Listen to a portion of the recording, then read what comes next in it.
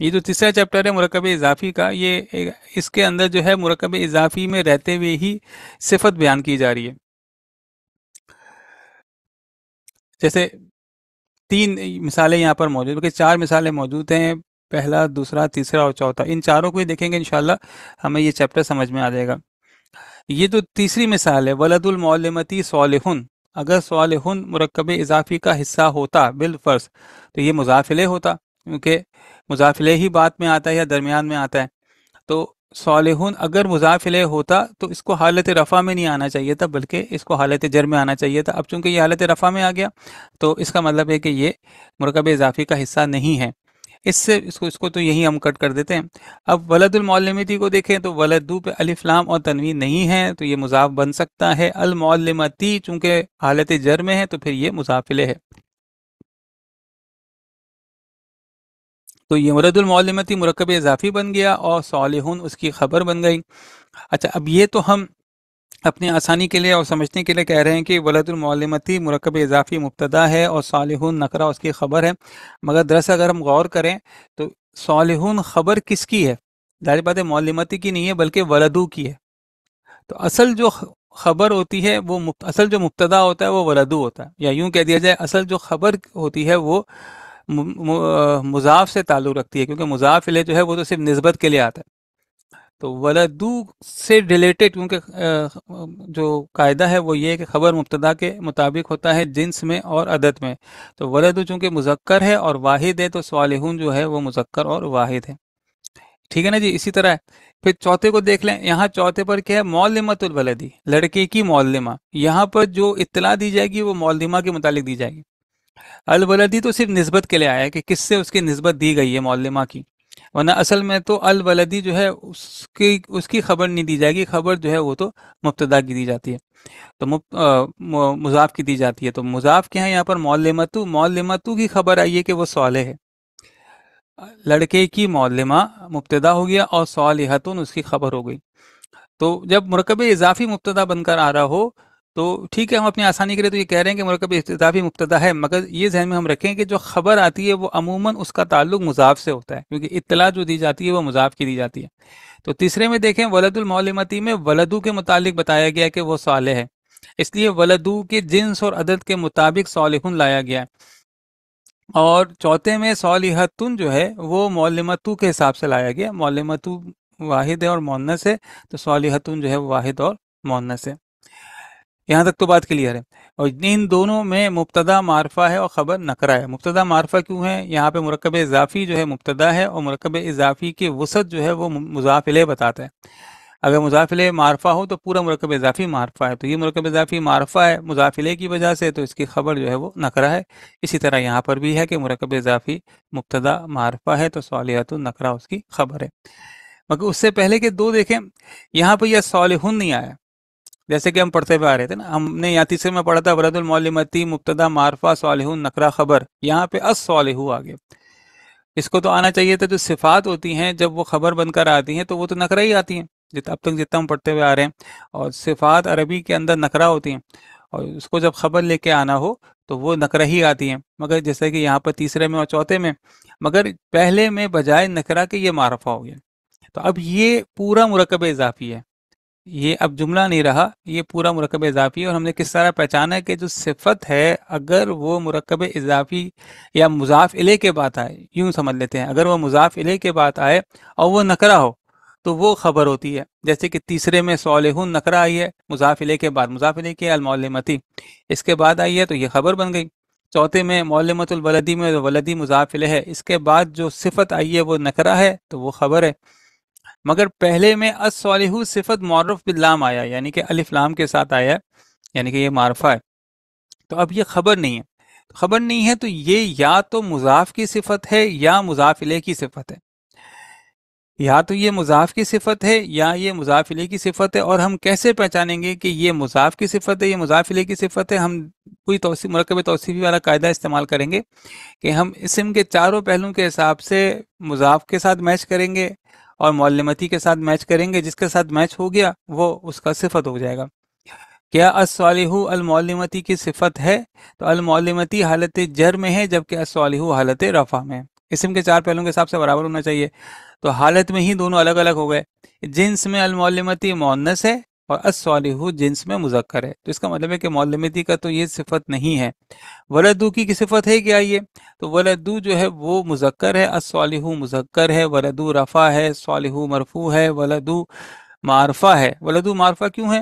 ولدو معرفہ کیوں ہے؟ کیونکہ یہ المعلمتی معرفہ ہے. تو مرکب اضافی یا مضاف کی وسعت کا تعین مضاف الیہ کرتا ہے. تو مضاف الیہ چونکہ معرفہ ہے تو اس نسبت سے ہم کہہ رہے ہیں کہ ولدو بھی معرفہ ہے. تو ولدو معرفہ ہے، الصالح معرفہ ہے، ولدو مذکر ہے، الصالح مذکر ہے، ولدو حالت رفع میں، الصالح حالت رفع میں ہے، ولدو واحد ہے، الصالح واحد ہے. چنانچہ الصالح جو صفت ہے وہ مضاف کی صفت ہے جو کہ یہاں پر ولدو ہے. اب اس کو دو حصوں میں ترجمہ کریں. پہلے حصے میں ہم مضاف مضاف الیہ کا ترجمہ کر دیں. اب الصالح کو بھول جائیں تو مضاف مضاف الیہ کا ترجمہ کیا ہو جائے گا؟ معلمہ کا لڑکا. اور پھر ہم صفت کو لے آئیں. صفت یہ مضاف کی ہے تو مضاف کے ساتھ لے آئیں، اگر مضاف الیہ کی ہے تو مضاف الیہ کی لے آئیں. یا الصالحون چونکہ مضاف کی صفت ہے، لڑکے کی صفت ہے، تو ہم نے کہہ دیا نیک لڑکا، معلمہ کا نیک لڑکا. ٹھیک ہے جی. اس کو ترجمہ بھی 2 اسٹیپس میں کریں گے. پہلے اسٹیپ میں مضاف مضاف الیہ کا ترجمہ کریں گے اور دوسرے اسٹیپ میں صفت جو ہے وہ جس کی ہے اس کے ساتھ اس کا اردو لگا دیں گے. دوسرے کو دیکھ لیں. یہاں پر ولد المعلمتی صالحتی ہے، صالحتن یا صالحتن وغیرہ نہیں ہے، یعنی نکرہ نہیں ہے، معرفہ ہے. اور ہم نے یہ پڑھا ہے کہ اگر صفت مضاف الیہ کے بعد آئے اور بطور خبر آئے تو نکرہ آئے گا، ورنہ اگر یہ معرف باللام آئے تو پھر یہ مرکب اضافی کا حصہ ہوگا، یا تو مضاف کی صفت ہوگی یا مضاف الیہ کی صفت ہوگی. تو الصالحتی المعلمتی سے میچ کر رہا ہے. دونوں مؤنث ہیں، دونوں واحد ہیں، دونوں حالت جر میں ہیں اور دونوں معرفہ ہیں. تو یہاں بھی ہم یہی کریں گے کہ پہلے اسٹیپ میں ہم ترجمہ کریں گے معلمہ کا لڑکا، اور دوسرے اسٹیپ میں ہم اس صفت کو لگا دیں گے جو جس کے ساتھ یہ صفت بنتی ہے. تو الصالح معلمہ کی صفت ہے، یعنی مضاف الیہ کی صفت ہے، تو ہم نے نیک لگا دیا، نیک معلمہ کا لڑکا. یہاں تک کوئی سوال ہے تو پلیز پوچھ لیجئے.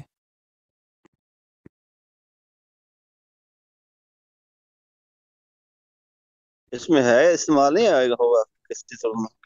جملہ نہیں بنا نا؟ ہاں جی، جملہ نہیں بنا. جملہ بنے گا تو ہم ہے لگائیں گے، جملہ نہیں بنے گا. یہ تو مرکب اضافی ہی ہے، یعنی وہی مرکب ناقص ہی ہے. اب یہ ایک ایسا مرکب اضافی آیا ہے جس میں مضاف مضاف الیہ کے ساتھ ایک صفت بھی ہے.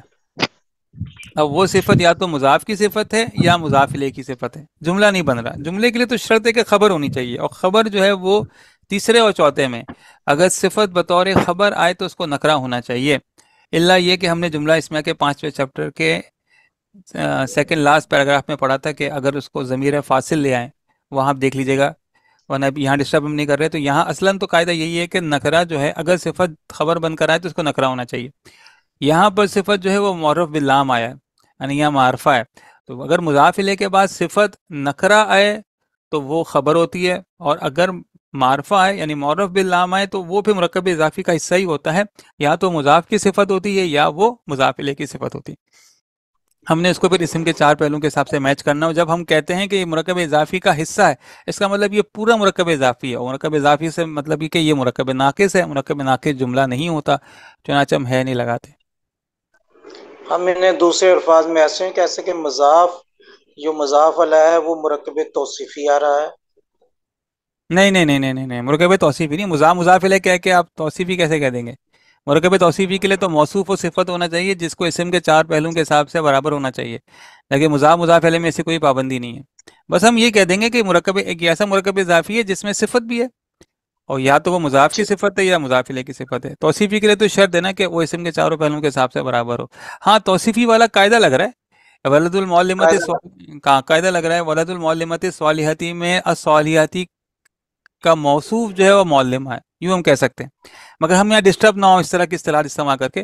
چنانچہ آسان انداز سے ہم یہ کہہ دیتے ہیں کہ بھئی یہ مرکب اضافی ہے، اور اگر مرکب اضافی کے بعد صفت نکرہ آئے تو وہ خبر ہوتا ہے، اور اگر وہ معرف باللام آئے تو وہ مرکب اضافی کا حصہ ہی ہوتا ہے، یعنی کہ جب جملہ نہیں بنا.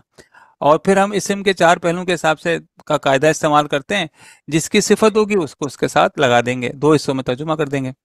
یہ 5واں ہے. اب 5ویں کو دیکھیں. غلامو زیدن زالان، زالان ناراض، بہت ناراض. اچھا زالان صفت ہے تو یہ اگر نکرہ آئے مضاف الیہ کے بعد صفت تو وہ خبر بن جائے گا، اگر معرف باللام آئے تو وہ مرکب اضافی کا حصہ ہی ہوتا ہے، یعنی مضاف مضاف الیہ میں سے کسی ایک کی صفت ہوتی ہے. تو اب یہاں زالان جو ہے وہ صفت ہے اور نکرہ ہے، تو اب یا تو یہ جو ہے وہ خبر ہو گیا اور مرکب اضافی جو ہے مبتدا ہو گیا. غلام و زیدین میں غلام پر الف لام و تنوین نہیں ہے اور زیدین حالت جر میں ہے، چنانچہ یہ مرکب اضافی ہو گیا زید کا غلام. اور زالان جو ہے وہ اس کی خبر ہے، ناراض ہے، زید کا غلام ناراض ہے. جبکہ چھٹے میں الزالان آ گیا اور زیدی جو ہے وہ مضاف الیہ ہے. ہم نے یہ پڑھا ہے کہ اگر مضاف الیہ کے بعد صفت معرف باللام آ جائے تو اب وہ خبر نہیں ہے بلکہ مرکب اضافی کا حصہ ہی ہے. اب صرف ہم نے یہ دیکھنا ہوتا ہے اسم کے چار پہلوؤں کے حساب سے کہ یہ کس کی صفت آ رہی ہے، مضاف کی آ رہی ہے یا مضاف الیہ کی صفت آ رہی ہے. اچھا یہ جو نون قطنی ہے یہ ہم نے مرکب توصیفی کے دوسرے چیپٹر میں پڑھ لیا تھا، یہ اصل میں تھا زیدن الزالانو، اور چونکہ تنوین کو آگے ملانا ممکن نہیں ہوتا تو تنوین کو پھر ہم اس طرح لکھتے ہیں زیدن اور پھر اس نون قطنی کو آگے ملا دیتے ہیں. اگر آپ کو یاد نہ ہو تو دیکھ لیجئے گا مرکب توصیفی کا دوسرا چیپٹر. تو اب زالان چونکہ صفت ہے اور معرف باللام آیا ہے مضاف الیہ کے بعد، تو یا تو یہ غلام کی صفت ہے یا زیدی کی صفت ہے. اب زیدی سے اگر اس کو میچ کریں تو زیدی مذکر ہے، الزالان مذکر ہے، زیدی واحد ہے، الزالان واحد ہے، زیدی معرفہ ہے، چونکہ نام ہے تو معرفہ ہے، الزالان معرفہ ہے. تینوں حساب سے تو میچ ہو گئے، مگر چوتھا مسئلہ ہے حالت میں زیدی حالت جر میں ہے کیونکہ یہ مضاف الیہ ہے، اور الزالان حالت رفع میں ہے کیونکہ اس کے اوپر پیش ہے. تو اب یہاں پہ میچ نہیں ہو رہی ہے. غلام کے ساتھ یعنی مضاف کے ساتھ اس کو میچ کرنے کی کوشش کریں تو دونوں واحد ہیں، دونوں مذکر ہیں، دونوں حالت رفع میں ہیں اور دونوں معرفہ ہیں. غلام معرفہ کیوں ہے؟ کیونکہ اس کے بعد جو مضاف الیہ ہے وہ معرفہ ہے، تو مضاف کے وسعت کا تعین مضاف الیہ کرتا ہے. زید معرفہ تو غلام معرفہ. اب غلام چونکہ معرفہ ہے، الزالان بھی معرفہ ہے. یوں غلام اور زالان دونوں اسم کے چاروں پہلوؤں کے حساب سے یکساں ہو گئے، دونوں واحد ہیں، دونوں مذکر ہیں، دونوں مرفوع ہیں اور دونوں معرفہ ہیں. چنانچہ اب دو اسٹیپ میں ترجمہ کریں. پہلے اسٹیپ میں کریں زید کا غلام، مضاف الیہ زید کا غلام، اور دوسرے اسٹیپ میں ہم ترجمہ کریں الزالان کے ساتھ. تو کیا ترجمہ ہوگا؟ زید کا ناراض غلام، زید کا ناراض غلام، یعنی یہ الزالان جو ہے وہ غلاموں کی صفت ہے، تو زید کا ناراض غلام. جبکہ ساتویں میں زیدی مضاف الیہ کے بعد جو صفت آئی ہے وہ معرف باللام آئی ہے، تو یہاں بھی یہ خبر بن کر نہیں آ رہا بلکہ مرکب اضافی کا حصہ ہی ہے. صرف ہم نے یہ چیک کرنا ہے کہ یہ مضاف کی صفت ہے یا مضاف الیہ کی صفت ہے. غلام کی صفت اس لیے نہیں ہو سکتا کہ غلام حالت رفع میں ہے، الصادقی حالت جر میں. بقیہ تو تین پہلوؤں کے حساب سے میچ کر رہا ہے، دونوں معرفہ ہیں، دونوں مذکر ہیں، دونوں واحد ہیں، مگر جہاں تک حالت کا تعلق ہے غلام جو ہے وہ حالت رفع میں اور الصادقی حالت جر میں. زیدی کے ساتھ میچ کریں تو دونوں حالت جر میں، زید چونکہ مضاف الیہ ہے تو وہ بھی حالت جر میں ہے، الصادقی حالت جر میں ہے، بقایا دونوں مذکر ہیں، دونوں واحد ہیں اور دونوں معرفہ ہیں. زید بھی معرفہ ہے نام ہونے کی وجہ سے اور الصادقی بھی معرفہ ہے الف لام لگا کر. چنانچہ یہ زید کے ساتھ اسم کے چاروں پہلوؤں کے حساب سے برابر ہے. پہلے اسٹیپ میں ہم ترجمہ کریں گے مضاف الیہ زید کا غلام، اور دوسرے اسٹیپ میں ہم الصادقی کا ترجمہ کر دیں گے. الصادقی چونکہ مضاف الیہ کی صفت ہے تو پھر ہم ترجمہ کریں گے سچے زید کا غلام. اب یہ آٹھواں ہے نجار الحارث الصادقو. الصادقو معرف باللام ہے، صفت ہے اور معرف باللام ہے، یعنی کہ یہ جملہ نہیں بنا. اب اس کو اسم کے چاروں پہلوؤں کے حساب سے میچ کر کے دیکھیں تو الحارثی مؤنث ہے اور حالت جر میں ہے، جبکہ الصادقو جو ہے وہ نہ جر میں ہے نہ مؤنث ہے، تو اس کی صفت جو ہے وہ نجار سے ملتی ہے.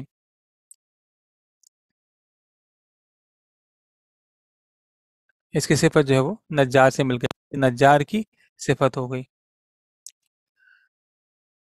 اور یہ جملہ نہیں بنا.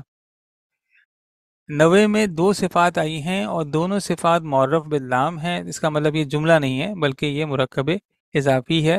اب الطری معرف باللام ہے، یہ صفت ہے طعامی کی، تازہ، اور جید عمدہ تازہ، اور جید جو ہے وہ طیبو کی صفت ہے. اب اس کو ہم تین اسٹیپس میں ترجمہ کر سکتے ہیں. پہلے اسٹیپ میں مضاف الیہ کا ترجمہ کر دیں گے، کھانے کی خوشبو، طیبن خوشبو کو کہتے ہیں، اور پہلے اسٹیپ میں ہم نے ترجمہ کر دیا طیب الطعامی، کھانے کی خوشبو. دوسرے اسٹیپ میں ہم ترجمہ کر سکتے ہیں مضاف الیہ کا تازہ کھانے کی خوشبو، کیونکہ الطری یہ طعامی کی صفت ہے، تازہ کھانے کی خوشبو. اور تیسرے اسٹیپ میں ہم ترجمہ کر سکتے ہیں مضاف کے ساتھ تازہ کھانے کی عمدہ خوشبو. یہ دو صفات آئی ہیں، پہلے مضاف الیہ کی آئی ہے اور پھر مضاف کی آئی ہے. تو پہلے مضاف الیہ کی صفت کا ہم نے ترجمہ کیا تازہ کھانے کی خوشبو، پھر مضاف کی صفت کا بھی کر دیا تازہ کھانے کی عمدہ خوشبو. جیت اردو میں بھی ہم کہتے ہیں جدید کے معنوں میں، جو جیت خود بھی کہتے ہیں کہ جیت عالم ہے یہ. تو یہ تازہ کھانے کی عمدہ خوشبو. یہاں دو صفات آئی ہیں، مضاف الیہ کی بھی آئی ہے اور مضاف کی بھی آئی ہے.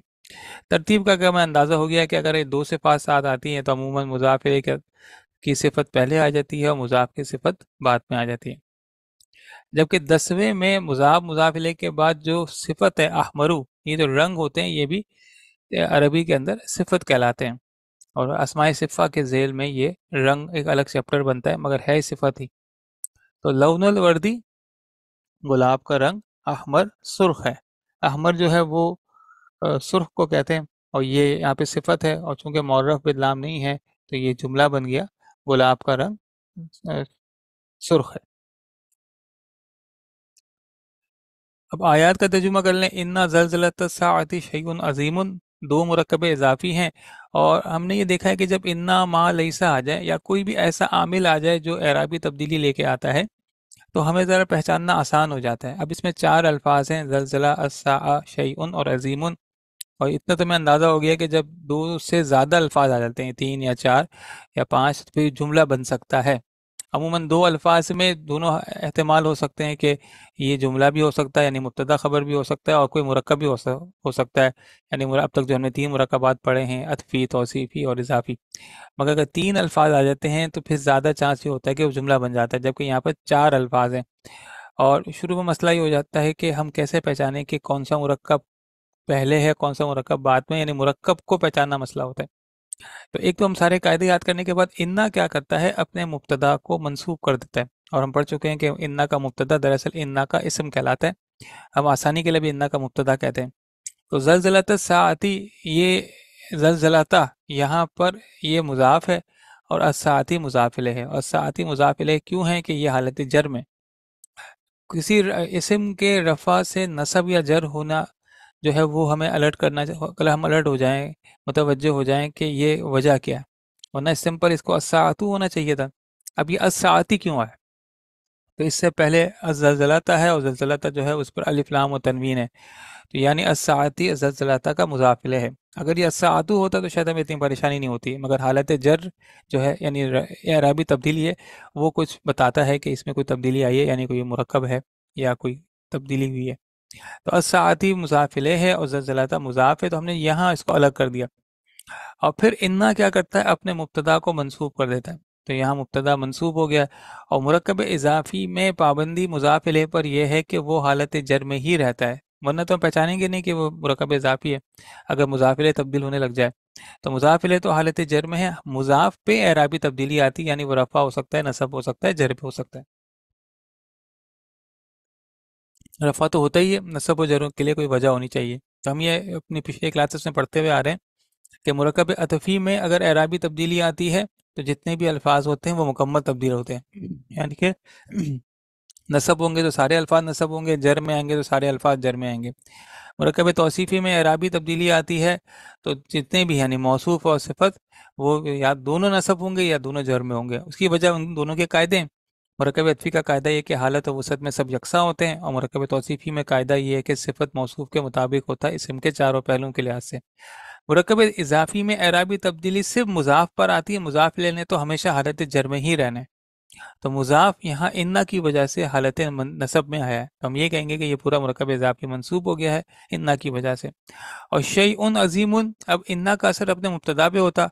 بالفرض اگر ہم یہ سمجھ رہے ہیں کہ شیء مبتدا کا حصہ ہے تو اس کو بھی نصب ہو جانا چاہیے تھا، مگر یہ نصب نہیں ہے، اس لیے ہم نے زلزلۃ الساعتی مرکب اضافی کو مبتدا کہا. اور شیء عظیم یہ مرکب توصیفی ہے، شیء موصوف ہے اور عظیم اس کی صفت ہے، دونوں اسم کے چاروں پہلوؤں کے لحاظ سے یکساں ہیں، برابر ہیں، دونوں واحد ہیں، مذکر ہیں، حالت رفع میں ہیں اور نکرہ ہیں. 2 مرکبات جب مل جائیں तो जुमला बन जाता है। तो बेशक क़यामत का ज़लज़ला बड़ी शय है या बड़ी चीज़ है। ज़लज़लत साअती मुरक्कब इज़ाफ़ी मुब्तदा शैउन अज़ीमुन मुरक्कब तौसीफ़ी ख़बर। बिल्कुल इसी तरह दूसरा भी है, मगर दोनों यहाँ दूसरे में दोनों मुरक्कब जो हैं वो मुरक्कब इज़ाफ़ी हैं। एक अनकरल अस्वाती है, आवाज़ों में बुरी, जिसको उर्दू में तर्जुमा कहेंगे कि आवाज़ों में बुरी आवाज़, या बामावरा कह देंगे बुरी आवाज़। तो अनकरल अस्वाती सौतुन की जमा है अस्वातुन, और यहाँ पे ये मुज़ाफ़ इलैह आया है, इसलिए ये हालत जर में है, आवाज़ें। और अनकर बुरी, ये अफ़अलू के वज़न पर आता है, जैसे अकबरू होता है, असगरू होता है, अशद्दू होता है, आज़मू होता है, इसी तरह अनकरू होता है। तो यहाँ पर अनकरा जो है वो मंसूब इसलिए हुआ है क्योंकि ये मुज़ाफ़ है और इन्ना का असर मुज़ाफ़ पर आता है, तो मुज़ाफ़ जो है वो मंसूब हो गया। इन्ना का इसम जो है वो अनकरा मंसूब हो गया है। तो अनकरल अस्वाती मुरक्कब इज़ाफ़ी आवाज़ों में बुरी, अगर बिल्कुल लफ्ज़ी तर्जुमा करें, वरना आवाज़ों में बुरी आवाज़। लसौतुल हमीर, ये सौतुल हमीरी था, गधे की आवाज़। लाम जो है वो ताकीद के लिए आ गया है, यानी हम तर्जुमा यूँ कर लें कि बेशक आवाज़ों में बुरी आवाज़ यकीनन गधे की आवाज़ है। सौतुल हमीरी मुरक्कब इज़ाफ़ी, जिसमें सौतु मुज़ाफ़ है, अलिफ लाम व तनवीन नहीं है, और अल हमीरी जो है वो मुज़ाफ़ इलैह है और हालत जर में है। यहाँ भी दो मुरक्कबात हैं, दोनों मुरक्कब इज़ाफ़ी हैं और दोनों मारफा हैं। तो मारफा मारफा मुरक्कबात भी आ जाएं तो भी जुमला बन जाता है। इन्ना वादल्लाहि हक़्क़ुन, वादा मुज़ाफ़ है, अल्लाह मुज़ाफ़ इलैह है, ये मुब्तदा बन गया, और हक़्क़ुन जो है वो इसकी खबर है क्योंकि ये नकरा आया है। बेशक अल्लाह का वादा हक़्क़ुन, सच्चा है, हक है। तो ये फिर इन्ना की वजह से वादू जो है वो वादा हो गया, तब्दीली, एराबी तब्दीली मुज़ाफ़ पर आती है। बेशक अल्लाह का वादा हक़्क़ुन, सच्चा है।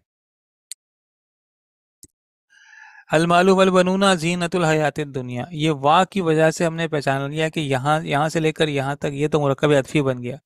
माल और औलाद, अल मालू वल बनूना, माल और औलाद, जीनतुल हयातिद दुनिया। कोई साहब जीनतुल हयातिद दुनिया की तरकीब करेंगे?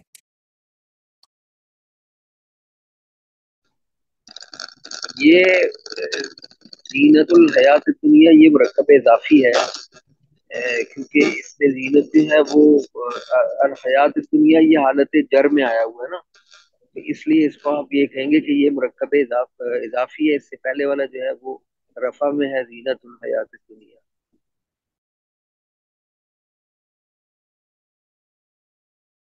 जी कोई और साहब? ये इन्होंने कहा कि जीनतुल हयातिद दुनिया मुरक्कब इजाफी है, और जीनत हालत रफ़ा में, और हयातिद दुनिया जो है वो मुज़ाफ़ इलैह है, ऐसे ही कहा है। यानी ये हो जाएगा कि वो जिसको भी पेचीदा मुरक्कब इजाफी हमने कहा था चैप्टर 2 में कि जीनतु मुज़ाफ़, अल हयाती मुज़ाफ़ इलैह, फिर अल हयाती मुज़ाफ़, और अद दुनिया मुज़ाफ़ इलैह, ऐसे ही बन जाएगा। यानी वो दो मुरक्कब इजाफी हैं इसके अंदर। जी दो मुरक्कब इजाफी नहीं है, मुरक्कब इजाफी पेचीदा नहीं है, बल्कि जीनतुल हयाती ये मुरक्कब इजाफी है, और दुनिया जो है वो सिफत है जीनतु की। जीनत की तो क्या तर्जुमा करेंगे?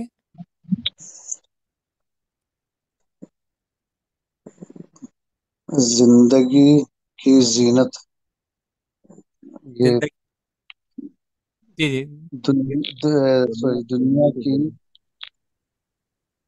दुनिया की जिंदगी की जीनत। नहीं नहीं नहीं, वो तो फिर मुरक्कब इजाफी हो जाएगा पूरा। देखिए अगर ये मुरक्कब इजाफी पेचीदा इसलिए नहीं है, अगर ये मुरक्कब इजाफी पेचीदा वाला होता तो अल हयाती भी अलिफ लाम ना होता, क्योंकि सही। जो दरमियान में आता है फिर वो मुजाफ भी होता है और मुजाफ इलैह भी, तो उसमें दोनों की सिर्फ चीजें आती हैं, तो वो फिर अलिफ लाम उस पे नहीं होता है। जर में तो होता है लेकिन अलिफ लाम नहीं होता अल हयाते पे, इसलिए मुरक्कब इजाफी पेचीदा नहीं हो सकता ये। अच्छा, दुनिया सिफत इसलिए है कि उसके साथ अलिफ लाम है और वो मार्फा में है, तो जीनतू भी चूंकि मार्फा में है तो ये उसकी सिफत है जीनतू की। तो ये तो समझ में आ रहा है मेरी, अब इसका तर्जुमा उस पर मैं सोच लेता हूँ क्या होगा।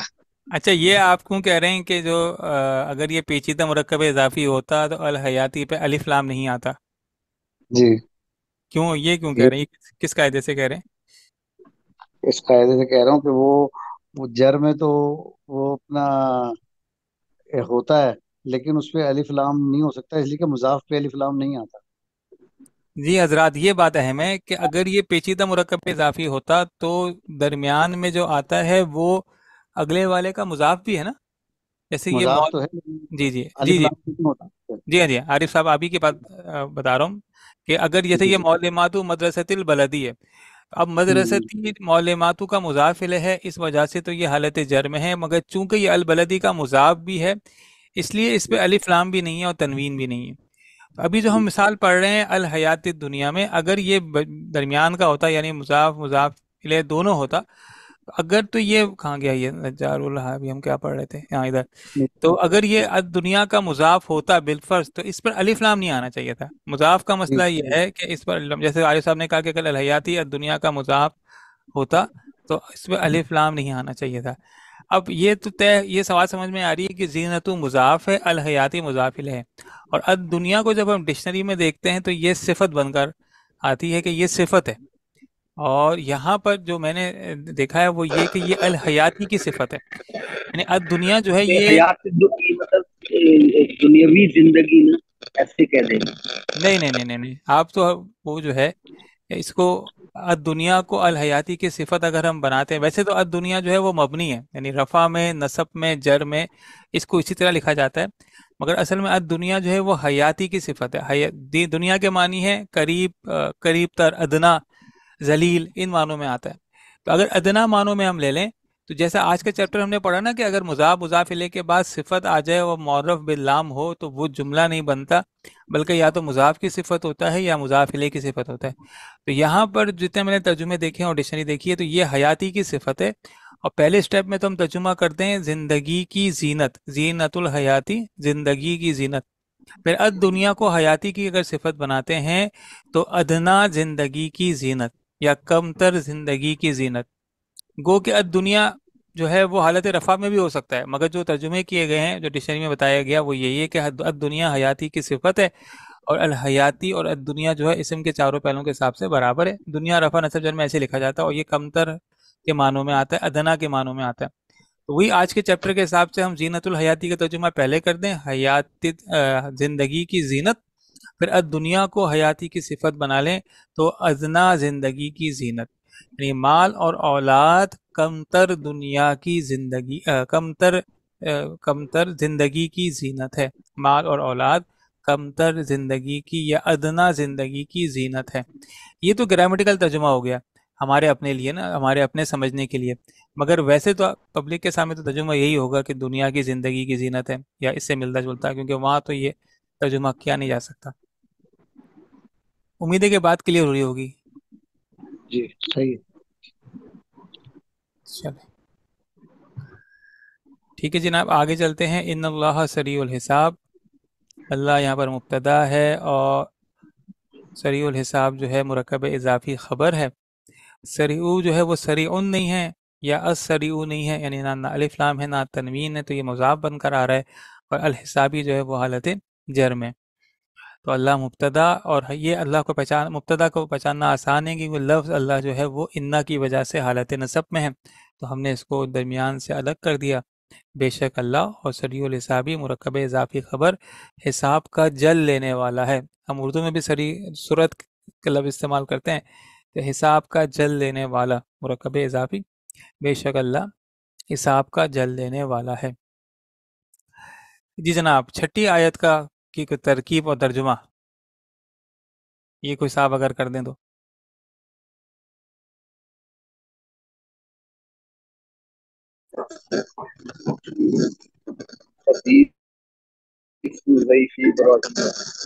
ये कॉम्प्लेक्स मुरक्कब है जी, ये कॉम्प्लेक्स मुरक्कब है।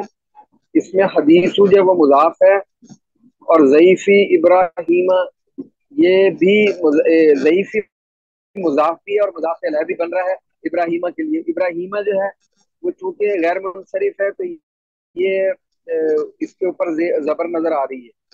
एक्चुअली ये भी समझ लें कि वही है, जर की हालत में ही। तो आपने कहा कि हदीस मुजाफ है, दईफी मुजाफिले है, दईफी मुजाफ है, इब्राहीमा मुजाफिले है, ऐसे ही है ना। ये कॉम्प्लेक्स मुरक्कब इजाफी है, ये आप समझ लेना, उससे फिर अंदाजा हो जाएगा कि ये मुजाफ मुजाफिल है दोनों बन रहा है ज़ईफ़ी जो है। ٹھیک ہے. اور المکرمینہ کیا ہے؟ المکرمین یہ بھی مجھے اس میں جر میں آ رہا ہے نا، یہ بھی مکرمین جر میں ہے، یہ کیسے پتہ چلا کہ مکرمینہ جر میں ہے؟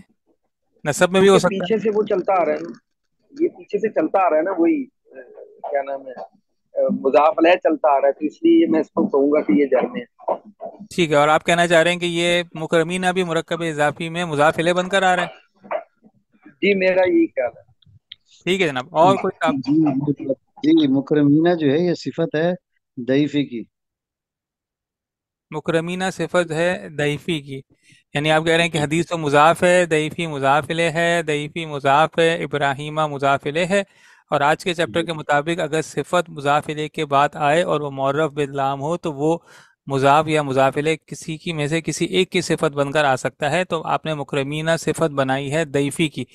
یعنی اگر ہم ترجمہ کریں، حدیث کے معنی خبر اطلاع، ضعیفی کے معنی مہمان، ابراہیم تو ابراہیم، اور مکرمینہ معزز.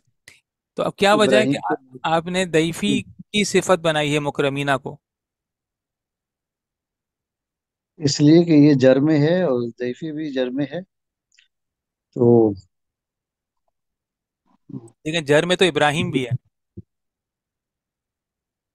لیکن اب ظاہر یہ ہے وہی بات کر رہے ہیں، گھما کے کر رہے ہیں ذرا.